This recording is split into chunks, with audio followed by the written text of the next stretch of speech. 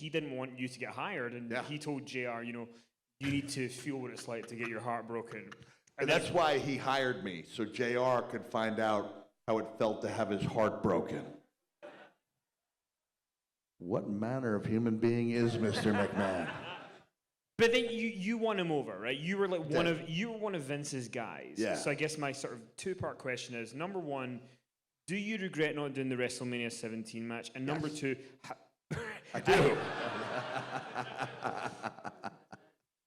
Secondly, how did that change your relationship with Vince, and why do you think that specifically changed it? Man, I don't know. I never felt. I promised Jennifer I would tell a story, and it's one of the cool things. And so I'm going to do this for you, okay? This is for Jennifer Louise. I said about the Q&A that sometimes you end up getting a question that leads to a story that then becomes part of the show. And so I was at the fruit market. I can't remember what year that was. Anyone remember? I remember I was watching that movie Wild Rose on the airplane about the Scottish singer.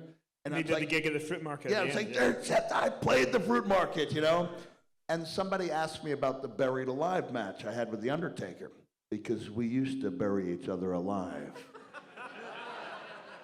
And we liked it. And I came back, and Billy Kirkwood goes, "That's a story." I said, "What do you mean?" He goes, "I'm telling you, Mick, work on it. It's going to be a story." And so I worked on it every night. That's one of the fun things of going out there. And so I'm sitting down. It's a more relaxed storytelling atmosphere. But I'm going to give you the gist of that story and dedicate this to Jennifer Louise. So my relationship was such that when I left WWE, and it's funny, Layla L., who was used to tag team with The Undertaker's wife, Michelle McCool, was terrified of me. She thought I was the meanest guy in the business. And when people go, "No, Mick's really," so she would go, "No, you don't know. I've seen the real him." And I didn't know what she meant. And what she meant was, she was backstage in the gorilla position when I came up the ramp after having F-bombs dropped on me on my headset by Mr. McMahon, and I just had as much as I could possibly take. And I got in his face, and I hit this finger, and I was like, "I don't care who you are. I don't care how much money you have. You will never talk to me that way again. Never. You got that done."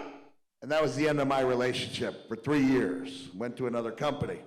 So imagine when that same finger dialed the telephone and said, "Can I come home now?"